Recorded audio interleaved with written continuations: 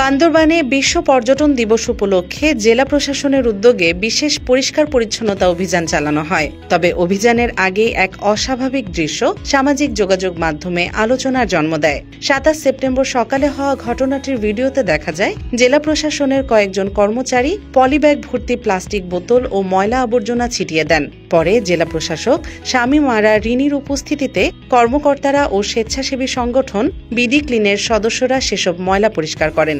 ভিডিওটি ফেসবুকে ভাইরাল হলে স্থানীয়দের মধ্যে ব্যাপক সমালোচনা শুরু হয়।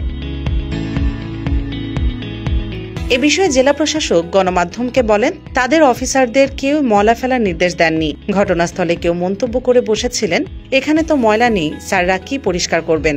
তখন কয়েকজন কর্মচারী হাসতে হাসতে কিছু ময়লা ছিটিয়ে দেন। সেই দৃশ্যই ভিডিও করা হয়। তবে পরবর্তীতে কর্মকর্তারা দৌড়ে এসে কর্মচারীদের বাধা দেন, যা ভিডিওতে ধরা পড়েনি।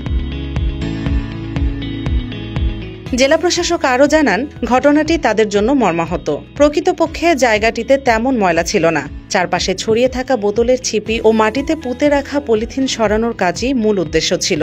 ভবিষ্যতে সেই স্থানকে ফুলের বাগানের রূপ দেওয়ার পরিকল্পনা রয়েছে।